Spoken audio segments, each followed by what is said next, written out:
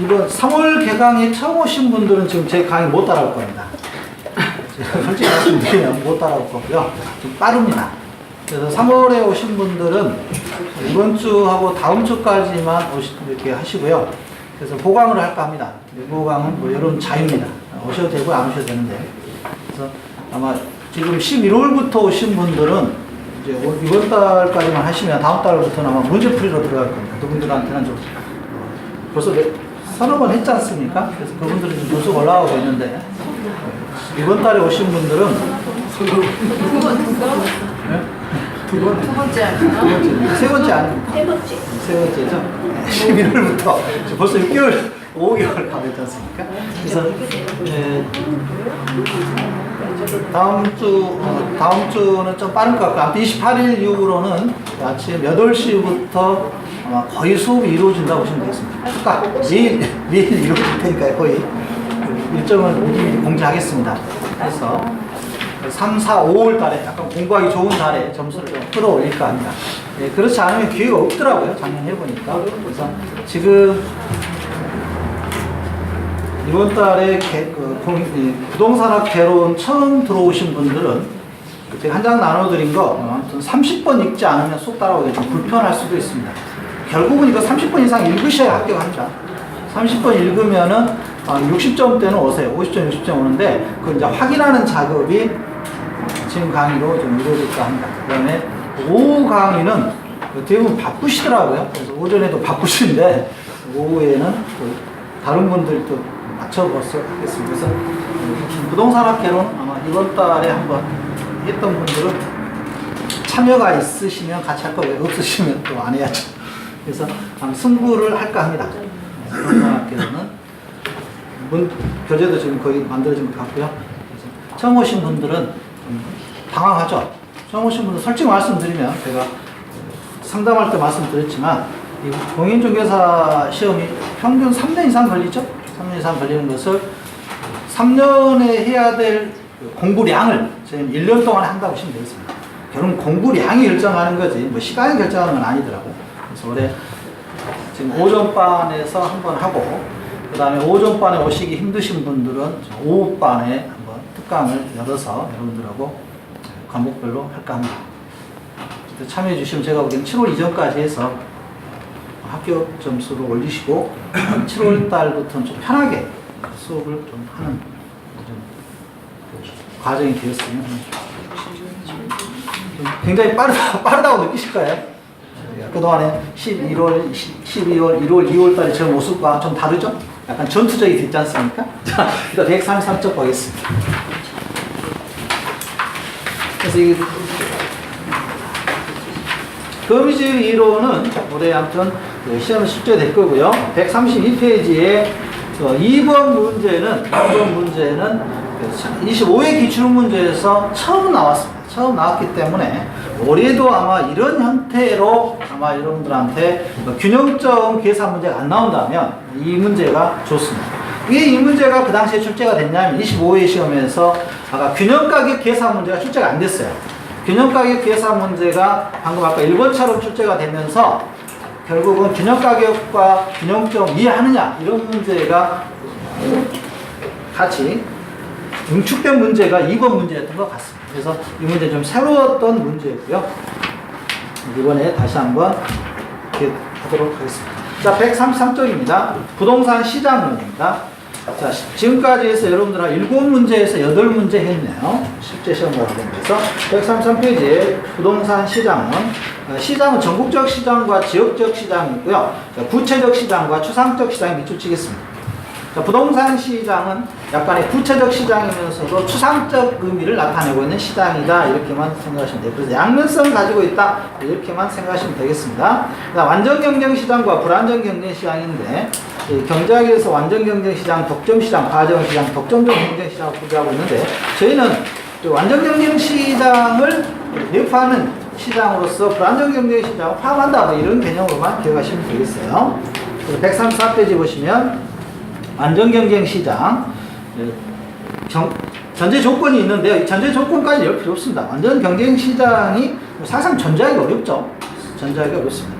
그 밑에 반가로 2번에 불안정 경쟁 시장이고요. 지금 우리나라의 부동산 시장은 되게 불안정 경쟁 시장이다 이렇게 보고 있는데 우리 교재에서는 이론상 완전 경쟁 시장을 전제로 해서 이론이 펼쳐지기도 합니다. 부동산 시장의 의의 및 기능이 있고요. 부동산 시장의 의의가 있습니다. 그 옆에 보시면 부동산 시장의 기능에서 밑줄 맞춥니다. 교환 기능이 있고요. 교환 기능. 공간 및 자원 배분의 기능이 있고요. 양과 질의 조정 기능. 그다음에 토지의 이용 형태를 결정하는 기능. 창조, 가격 창조의 기능 이렇게 있습니다. 이 가격 창조의 기능은 별표 하나 치겠습니다. 가격 창조의 기능은 우리가 잘 안 들어보는 개념이잖아요. 그래서 부동산은 일반차와 달리 일물이가의 법칙에 적용되지 않으므로 동일한 부동산이라 할지라도 거래 시마다 새로운 가격이 창조되고 창조된 가격은 다른 이유로 인해 파괴될 수 있다. 이처럼 부동산 시장 가격 창조 기능을 수행한다. 밑줄 치겠습니다. 가격 창조 기능이 있다는 거. 다음 그림에서 보듯이 부동산 시장에서 매도자가 제한하는 가격은 최소 가격이 되며 매수자가 제한하는 가격이 최대 가격이다. 매도자와 매수자의 주관적 가격이 교차하는 점을 우리가 제한가격 하한선, 제한가격 상한선, 그래서 이 범위에서 이루어진다 이거죠. 매도자가 제한하는 제한가격과 하한선과 매수자가 제한하는 최고 가격에서 이루어지는 그런 가격 창조 기능이 있다고 보시면 되고요. 부동산 시장의 특성 보시겠습니다. 자, 양가로 1번에 부동산은 시장의 지역성이 있죠. 부동산 시장이 지역적인 국지성을 띄우는 이유는 부동산의 특성 중에서 무슨 특성입니까? 이제 부동성이라는 특성이 있었죠. 부동성. 그 다음에 137페이지에 동그라미 3번에 쫙 밑줄 칩니다. 완전히 동질적인 아파트라 하더라도 아파트 입지가 시장 지역이 달라지면 서로 다른 가격이 형성될 수 있다 주의합니다. 동일한 가격이 형성된다면 틀려요. 똑같은 현대에서 아파트를 짓더라도 서울에 있는 것과 광주에 있는 것은 다르다 이렇게 생각하시면 되겠습니다. 가격이 다르죠? 실제로도. 그 다음에 6번에 부동산 시장은 외부 효과에 의해 시장의 실패가 발생할 수 있다 해서 외부 효과에 동그라미 별표 칩니다. 외부 효과. 예부 효과는 여러분들이 극복하셔야 됩니다. 정의 예부 효과와 부의 예부 효과로 나눠지죠. 정의 예부 효과, 부의 예부 효과로 나눠집니다. 그다음 시장의 추상성 및 구체성이 있고요. 부분 시장이 있죠. 부분 시장. 단장 넘겨보시면 부동산은 수급 조절이 곤란하죠. 수급 조절이 곤란하고요. 자, 부동산 상품의 비표준화성이 밑줄 안 칠까요? 표준화가 힘들죠. 부동산 시장은. 그다음 부동산 시장의 비조직성. 이게 좀 헷갈리신가 봐요.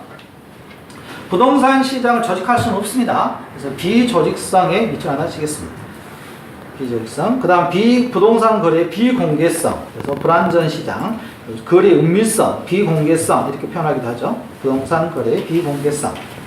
그래서 여러분들이 실제로는 이 부동산 시장의 수익은 이 부동산 거래 비공개성에 의해서 주로 이루어진 것 같아요. 비대칭성에 의해서 정보를 가진 쪽과 정보를 가지 않는 쪽.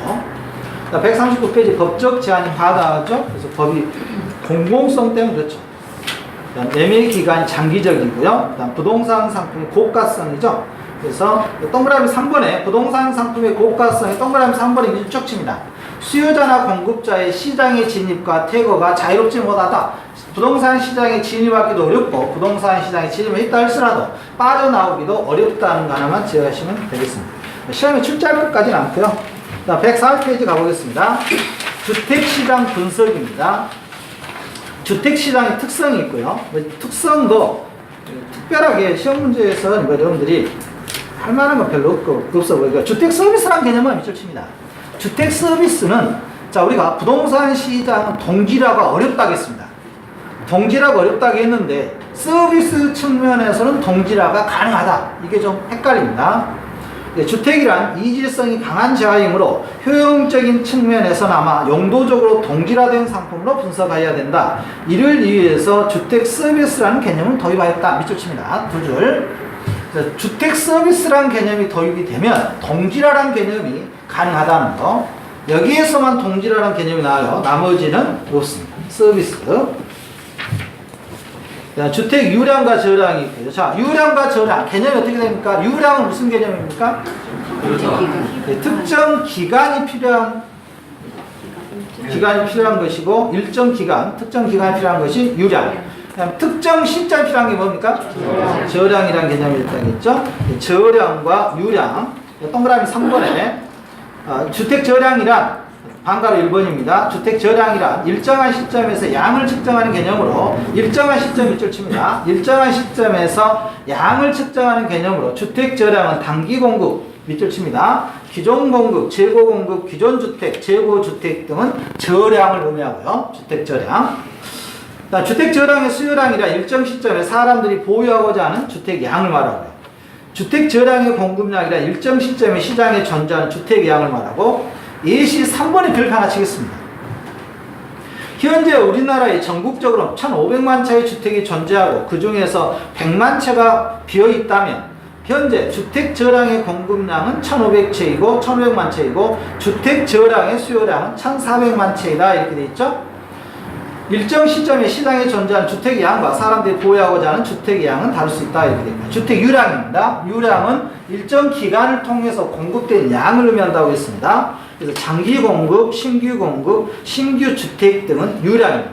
동그라미 3번에 지난 1년 동안 우리나라에 전국적으로 공급된 주택이 50만 채였는데 그 중에서 3만 채가 미분양 상태로 남아있다면 주택 유량의 공급량은 50만 채이고 주택 유량의 수요량은 47만 채이다 이렇게 이해하고 있는데요. 자, 이 문제는 아마 이런 형태로는 안 나올 거고요. 박스를 주어지고 유량이 몇 개냐, 저량이 몇 개냐 이런 형태의 문제가 출제가 됩니다.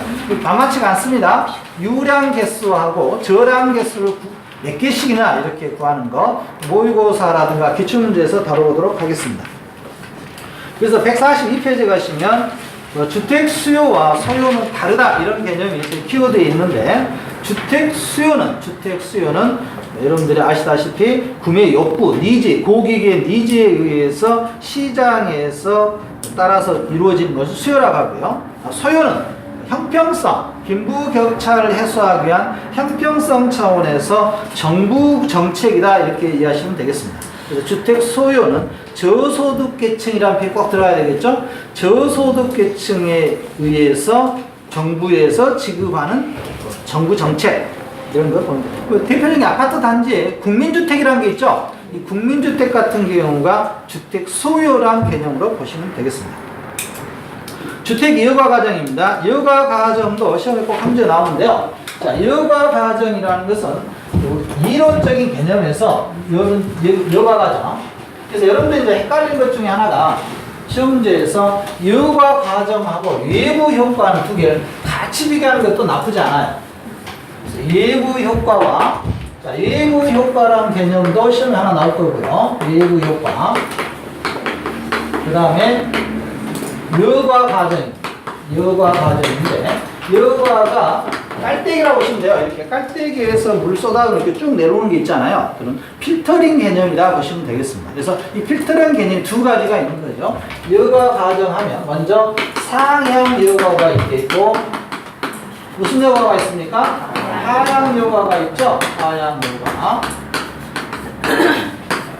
자, 전제 조건은 뭐냐면 이 이론의 전제 조건은 시장에 고소득층과 저소득층이 존재한다는 이론이 가정이 되어야 돼요. 시장에는 지금 현재 고소득층과 저소득층이 존재한다. 이 전제에서 출발하는 겁니다. 상향여가, 하향여가. 그래서 142쪽에 보시면 주택의 여가 과정이란 끊고 주택시장에 신규주택이 공급되면 고소득계층은 신규주택으로 이동하고 고소득계층이 사용하던 기존 주택으로 저소득계층이 이동하므로 신규주택의 공급은 저소득계층에도 영향을 받는다는 것으로 주택의 순환 과정이라고도 한다. 주택의 여가 과정에는 상향여가와 하향여가가 있으며 일반적으로 하향여가를 지칭한다 이렇게 되어 있고요. 양가로 1번에 주택의 여가 과정을 분석을 위한 과정이 있습니다. 이건 뭐 그렇게 외울 필요 없어요. 이런 과정이 있는데 시장에는 두 사람 존재하다고 보는 겁니다. 고소득층과 저소득층. 고소득층이 사용하고 있는 고가주택과 저소득층이 사용하고 있는 저가주택으로 시장이 구분되어 있다. 너무 평면적이죠? 두 개로 나눕니다. 이 상황에서 고소득층과 저소득층이 주택을 사고받을 때 어떤 여가냐 이렇게 따져보는 겁니다. 자, 143쪽에 주택의 상향 여가입니다. 저가주택이 수선 또는 개보수 개발되어 고가주택으로 전환된 것을 말한다. 이랬는데요. 자, 상향여가, 하향여가에서 고소득층이 저가주택을 매입하는 거예요. 자, 이번 주에 처음 오신 분들 다시 한번 천천히 생각해 보세요. 자, 여러분들이 생각하는 그 상류층으로 이동하는 게 아니에요. 지금 시장에는 고소득층이 사용하고 있는 집과 저소득층이 사용하고 있는 집이 있어요. 그런데 고소득층, 돈 많이 버는 사람이 돈 엄청나게 많은 부자가 저소득층이 사용하고 있는 저가주택을 구입했다 이겁니다. 이런 경우가 하나 있을 것이고, 반대로 저소득층이 고소득층이 사용하고 있는 고가주택을 매입하는 경우도 있을 거예요. 이것을 매입하는 경우도 있을 것이고, 반대로 고소득층이 저소득층이 사용하고 있는 저가주택을 매입하는 경우도 있을 거라 이겁니다. 이 경우에 시장에서는 상향여가로 하느냐 하향여가로 하느냐 이겁니다. 먼저 주의하실 것은 이거예요. 저소득층이 고소득층이 사고 있는 고가주택을 매입했어요. 이게 과연 상향여가냐 하향여가냐 이겁니다. 무슨 여가 같아요? 모르겠어요. 그러니까 이 자리에 계신 거예요. 걱정하지 마시고요. 처음에 오실 다 몰랐어요. 본인 생각이나 상식적인 생각에서 저소득층이 고소득층의 집을 고급 아파트 빌라를 샀어요. 사회에서 뭐라 그러나요? 부자 됐다 그러죠? 중산층이 됐다 그럽니까? 근데 저희 쪽에서는 그렇지 않다 이겁니다. 저희 쪽에서는 저소득층이 고소득층의 주택을 매입했다는 것은 하향여가라고 해요. 하향여가. 왜 하향여가고 이게 상향을 보겠습니다. 상향여가는 반대로 고소득층이 저가주택을 매입했어요. 이거예요. 지금 고소득층 200평 아파트에 사신 분이 저소득층 50평 아파트 샀어요. 여기 와서 살라고 샀을까요? 네? 살라고 투자하려고 샀다. 투자. 이 주택을 허물어버리고 투자해서 500평 아파트를 짓겠다 이겁니다. 이 정도 돼야죠. 500평 정도. 이게 뭐예요? 상향여가라 이거. 개념이 좀 달라요. 자, 하향여가는 저소득층이 고소득층이 사고 있는 아파트를 샀다는 것은, 주택을 매입했다는 것은 매입해갖고 투자가 이루어지지 않습니다. 투자가 이루어지지 않고 거기 가서 그대로 살겠다는 거예요. 살겠다. 이 경우에는 뭐가 이루어지고요? 투자. 그래서 이걸로 상향여가라고 합니다. 상향여가는 무슨 개념이 있어야 되겠다? 투자라는 개념이 있어야 되겠고, 하향여가는 투자라는 개념이 없습니다. 그래서 시험 문제를 어렵게 출제하진 않아요. 그런데 이것을 전제 조건인 가정을 망각하고 우리가 사회에서 살았던 개념으로 생각하시면 저소득층이 고소득층 주택을 사니까 이게 상향여가처럼 들려요. 이게 함정이에요. 시험 문제는. 근데 저소득층이 고소득층 주택을 샀다는 것은 가서 그대로 살겠다는 거예요. 그럼 그쪽이 다 뭐가 되겠어요? 이제 나중에 슬림가가 됩니다. 슬림가 미국에 보면 못 사는 사람들 계속해서 들어온다 이거죠. 저소득층. 이게 이론이에요, 이론. 그러니까 이론 그대로 이해하시면 좋겠습니다. 시험 문제예요, 어려운 문제. 그래서 143쪽에 보겠습니다. 주택이 하향여가에 밑줄 치시고 별표 칩니다. 필터링 업, 필터링 다운 이렇게 돼 있잖아요. 저가주택이 수선 또는 개보수 개발되어 고가주택으로 전환된 것을 말한다. 하위계층이 사용하던 저가주택이 상위계층의 사용으로 전환된 것을 말한다. 2번에 별표 칩니다. 2번에 하위계층이 사용하던 저가주택이 상위계층의 사용으로 전환된 것을 말하고요. 소득 증가 등의 이유로 인하여 저가주택에 대한 수요가 감소되었을 때 발생하고요. 주택의 개보수 비용보다 주택의 개보수 이후에 가치 증가분이 발생한다. 4번에 별표 치시고 투자라고 씁니다. 투자가 이루어지는 것을 우리가 상향여가라고 합니다. 자, 하향여가 보시겠습니다. 밑줄 치시고 고가주택이 저가주택으로 전환된 것을 말하고 상위계층에 사용하던 고가주택이 하위계층의 사용으로 전환된 것을 말하고요. 소득 증가 등의 이유로 저가주택에 대한 수요가 증가되었을 때 발생한다. 4번에 별표 칩니다. 주택의 개보수 비용보다 주택이 개보수 이후에 가치 증반이 작을 때 동그라미 작을 때 발생하는 것이 하향여가입니다. 그래서 저소득층이 소득은 증가했는데 고소득층 주택을 사서 그냥 가서 사는 거예요. 투자하지 않고. 다음 주택의 하향료가 과정 분석이 있죠. 단기와 장기로 나눌 수가 있습니다. 자, 그 다음에 다음 페이지 보시면 뭐 하향료가 고가주택과 저가주택 시장에 대한 있는데요. 이렇게까지는 시험 문제, 거기까지 숙제가 안 될 거고요. 작년에 이 문제는 출제가 됐나요? 안 됐던 걸 알고 있는데, 그래서 올해는 아마 출제할 걸로 예상합니다. 출제할 걸 예상을 하니까 이 문제는 안 틀렸으면 좋겠고요. 작년에 안 나왔죠? 작년 일부 효과만 출제가 됐었죠? 그래서 올해는 아마 이 문제 출제할 텐데, 지금 여러분들 교재가 좀 불편한 게 문제가 많이 없죠? 문제가 많이 있으면 많이 다뤄볼 텐데. 그래서 다음 주부터는 이거 꼭 가져오시기 바랍니다.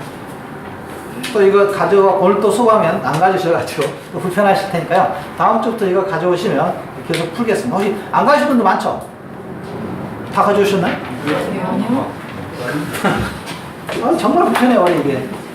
개인적으로 불편합니다. 이거 가져오시려면 다 가져오셔야 되는데, 이것도 책입니다. 붙여갖고 다닐까요? 제가 이렇게? 붙여갖고 다니셔야 되는데. 거의 안 갖고 다녀요. 저도 걱정돼요. 이것만 많이 없어지고 있거든요. 그래서 하고 싶어요. 저도 솔직히 이거 제 성격이 다 할 사람인데, 안 하는 이유가, 아시겠죠? 아깝죠? 이거 다 하고 싶은데, 안 가지고 오신 분이 불편해서, 제가 어떻게 해야 될지 모르겠습니다. 다음 주부터는 좀 가져오시기 바랍니다. 가져오시면 그쪽에서 다음 문제를 좀 풀어보시면 그쪽에 이해하기가 쉽습니다. 자, 144, 145는 노기론적인 문제니까 넘어가시고요. 자, 146페이지에 146페이지 주거분리라고 있거든요. 자, 146페이지 주거분리에는 주거분리 밑줄 치시고, 그 다음에 집주분리라고 하나 써놓습니다. 주주분리와 주거분리하고 직주분리를 분리하는 문제. 이 두 가지를 구분하는 개념 문제입니다. 네? 주거분리는 한마디로 잘 사는 동네와 못 사는 동네로 나눈다 이겁니다. 그래서 우리 교재에서 저소득층이 주거하는 지역과 저소득층이 주거하는 지역과 그 다음에 고소득층이 주거하는 지역으로 나눌 수가 있고, 직주분리는 직장하고 주거하고 분리되어 있다 이렇게 보시면 되겠습니다. 그래서 서울 같은 경우가 대표적이죠. 서울에 도심에 직장이 있고 2시간, 3시간을 출퇴근하는 주거, 이런 형태가 되고 있습니다.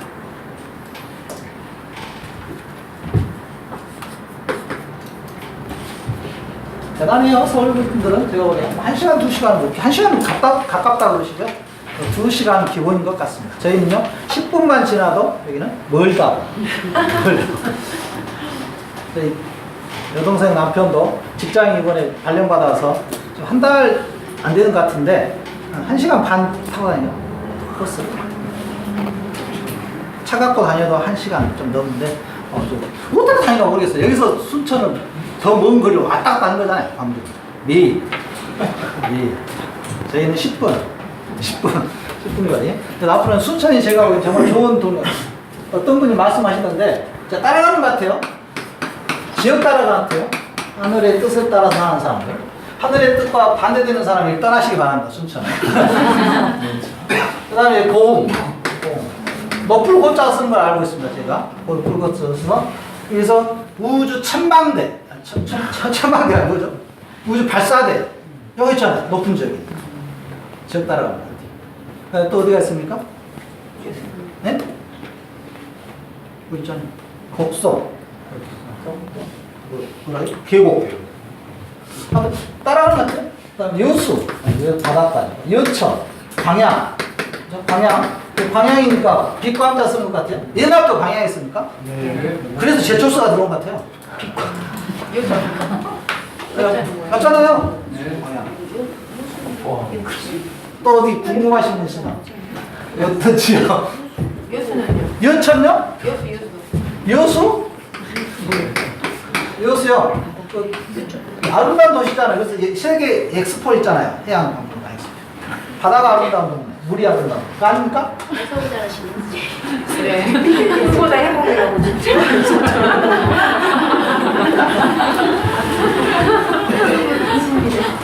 그거 희한하게 진짜 이 말이 맞아 저런 경우가 엄청 많아요. 네, 맞습니다. 얘들 지명이 따라가는 것 같아요. 지명 따라가는 거. 장은도 그렇잖아요. 장은. 기장스인가요? 그래서 뭐가 유명합니까? 장은? 편백. 네, 평야지, 네? 편백나무. 아, 평백나무. 편백이 많아. 장이 많이 장이 사람이 먹어서 장이 흥하라는 장. 실제로 그런 지명 따라가는 데가 많은 것 같아요. 그래서 예전부터 내려온 지명을 한번 여러분 투자하실 때, 부동산 투자하실 때는 예전 지명을 한번 살펴보시기 바랍니다. 그럼 분명히 그 지역에 뭔가가 있습니다. 어디죠? 저기 정읍 그게 뭔가요? 김해 무슨 평화? 김제. 금자 쓰잖아요. 거기 논을 파면 다 뭐가 나와요? 금 나오잖아요. 그래서 가장 수탈이 많이 이루어져요. 이거 겨울철 논 파잖아요. 논 파고 그 사금 치잖아요. 그래서 한번 따라가는 경우가 많은 것 같아요. 예전 이름 꼭 확인하시고 부동산 쪽에 투자하시기 바랍니다. 아니 공 높을 곳자 우주 전망대 있잖아요. 좀 로켓 쏘고 있잖아요. 자, 147페이지. 그래서 여러분들은 주거 분리하고 직주 분리하고 있습니다. 주거 분리, 직주 분리. 주거 분리가 중요한데요. 시험 문제. 출제는 좀 떨어집니다만 저소득층이 사는 지역과 고소득층이 사는 지역으로 나눌 수 있겠다 이겁니다. 나눌 수 있겠다. 그럼 이 경계 지점에서 무슨 일이 일어나냐 이겁니다. 자, 경계 지점. 저소득층 입장에서는 내가 저소득층 입장에서 고소득층 집 근처하고 가까우면 무슨 일이 날까? 이 지역의 땅값은 그렇죠, 올라가겠죠. 그렇죠? 상승할 것이고 이게 부의 예부 효과, 정의 예부 효과라고 하겠죠. 정의 예부 효과, 정의 예부 효과. 옆 동네가 부자 동네 살면 아무래도 가까운 데가 좋겠잖아요. 반대로 자산이 사는 입장에서는 고소득층 입장에서는 자기 옆 동네가 못 살면 어떻게 됩니까? 이쪽의 땅은 하락하겠죠. 그죠? 부의 예부 효과가 발생한다 이렇게 보시면 되겠습니다. 개념만 정리하시기 바랍니다. 주거 분리는 저소득층과 고소득층이 사는 지역으로 나올 수가 있겠고 이게 우리나라는 좀 덜한 편인데 미국 같은 게 진짜 심하더라고요. 굉장히 심한 것 같아요. 미국은 백인들만 사는 지역 따로 있고 이렇게 쭉 따로 있죠. 우리나라는 직주 분리가 지금은 직장과 주거가 분리하죠. 그냥 정리하시기 바랍니다. 147쪽에 그 도표 예부 불경제 부의 예부가가 나타나고 저소득층에서는 그 다음에 예부 경제 그 다음에 경계점에서 저소득층과 고소득층에서 저소득층 입장에서 고소득층 옆에가 있으면 정의 예부 효과가 좋아질 것이고요. 반대 개념으로 고소득층 입장에서는 저소득층이 바로 옆 동네에 있으면 나빠진다 이거죠.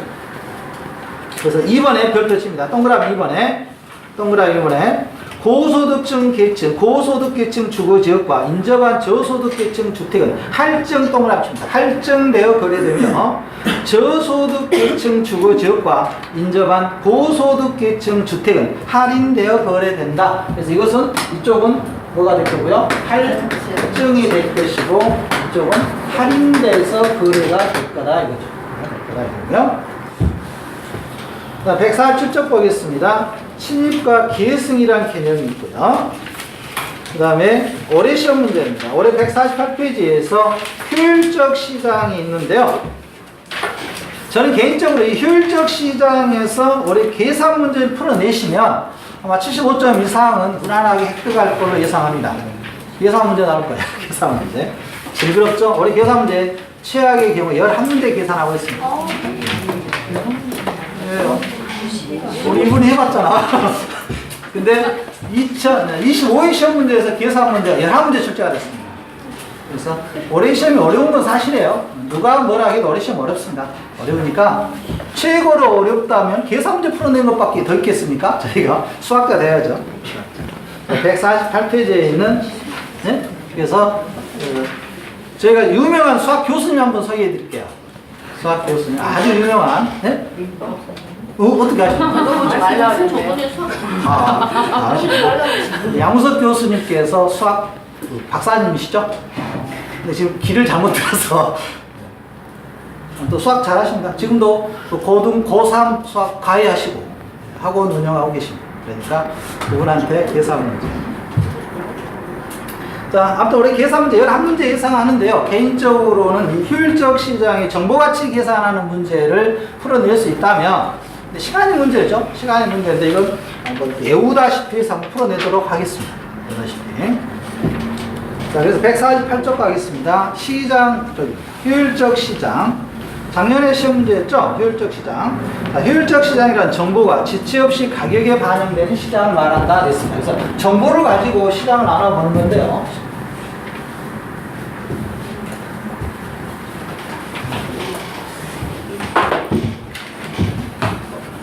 정보입니다. 이 정보가 시장이 반영되느냐, 반영되지 않느냐를 따져보는 거죠. 그래서 여러분도 정보 얻기 위해서 많은 투자를 하시지 않습니까? 그래서 계산화 시켜보는 겁니다. 그 정보 가치를. 자, 효율적 시장이란 정보가 지체 없이 가격에 반영되는 시장을 말하는 밑줄 치시고요. 효율적 시장에 의의 밑줄 치겠습니다.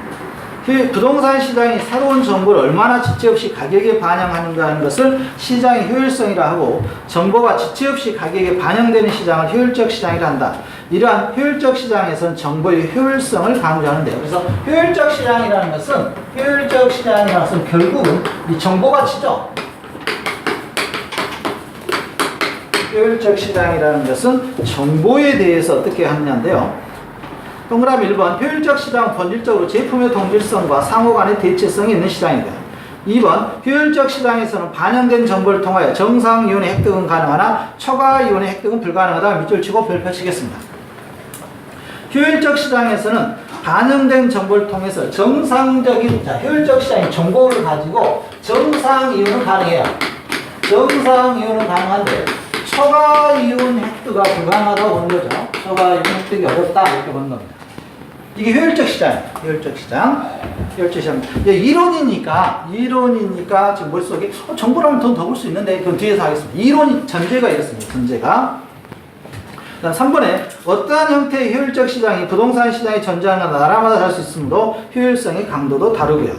효율적 시장의 사례가 있고요. 그 옆에 보겠습니다. 3번에 효율적 시장 유형. 이게 이제 시험에 원래 나올 텐데요.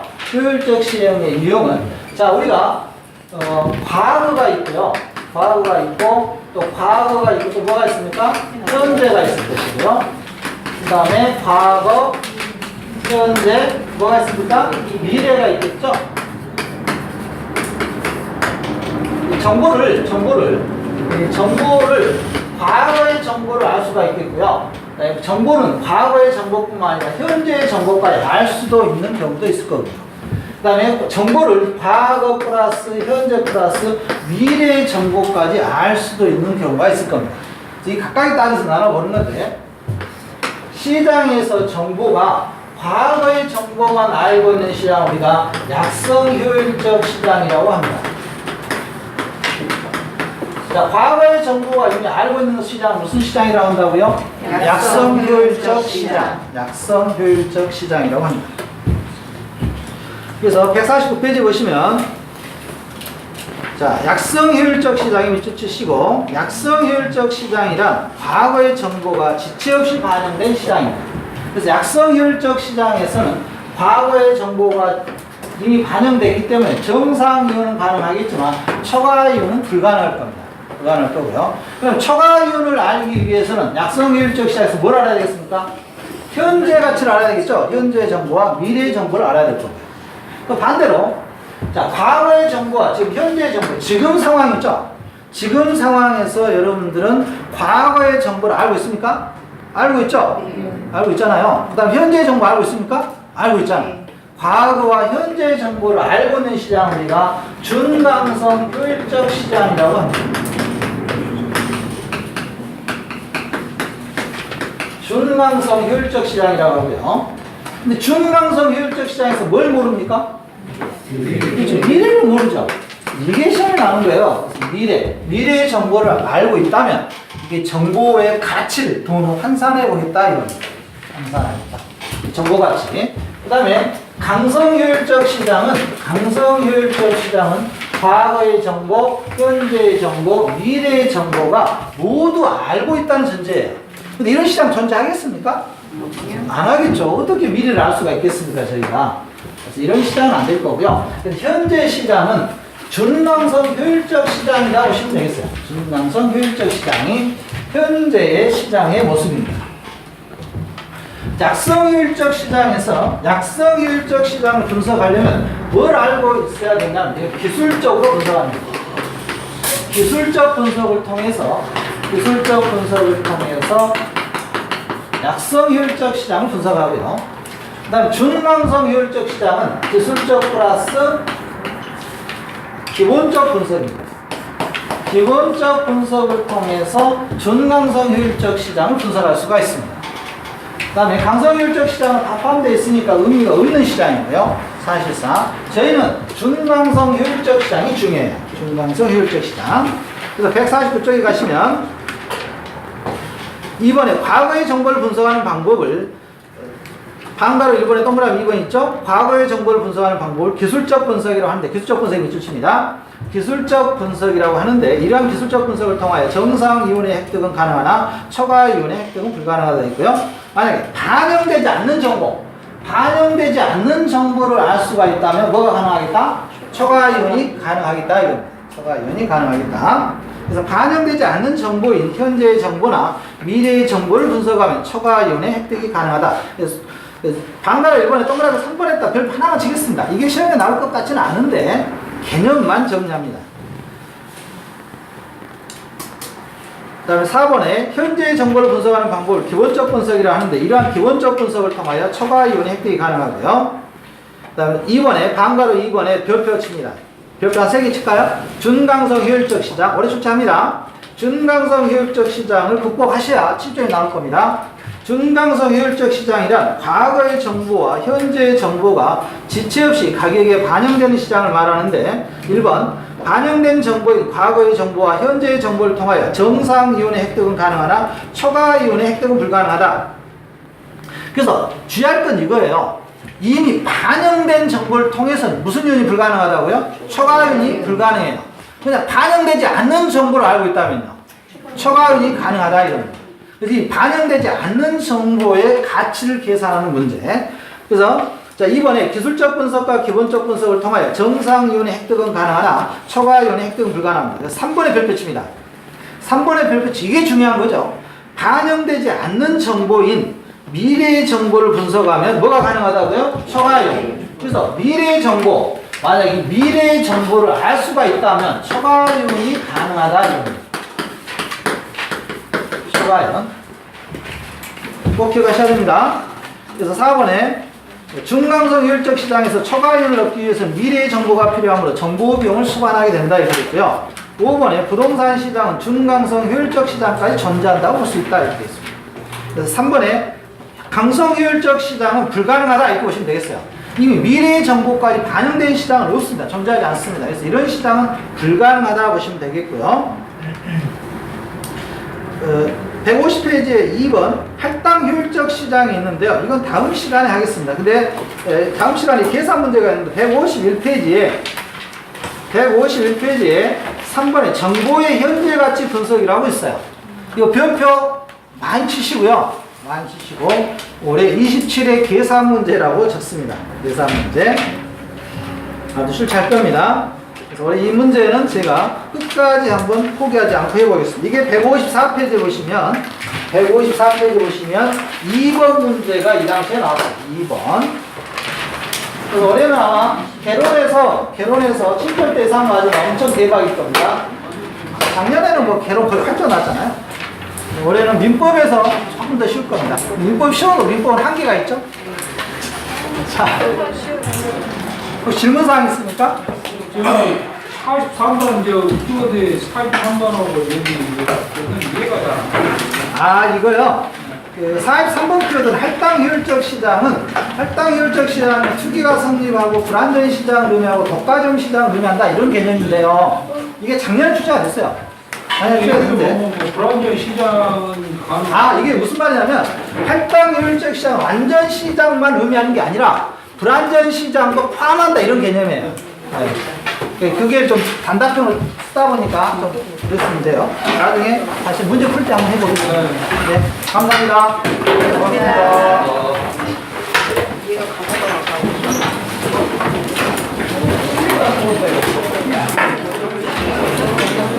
수업 어디까지 나가는 거야? 여기까지 나갔어. 어디요? 대리. 아, 대리? 대리 이제 막 시작했어요. 그 대리 말고 아니 그 저기 앞에, 앞에 대리가 뒤에 하나밖에 없어요. 이제 사강 끝나고 대리가 시작했어. 대리, 앞에. 이거 왜 안 잡은 거야?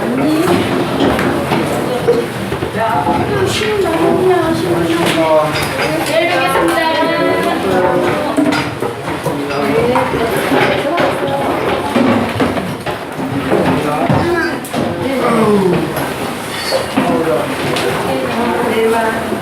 네. 네, 오세요. 친구 주소하시래요. 네? 6시 오신다고요? 6시에서 7시 사이요? 나갔어요. 네, 오세요. 네. 언니 가셔.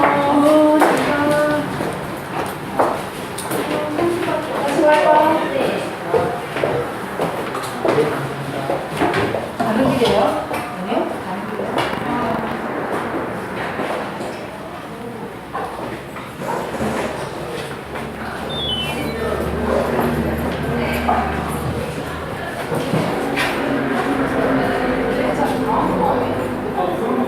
유진이 토요일날 일찍 오라고.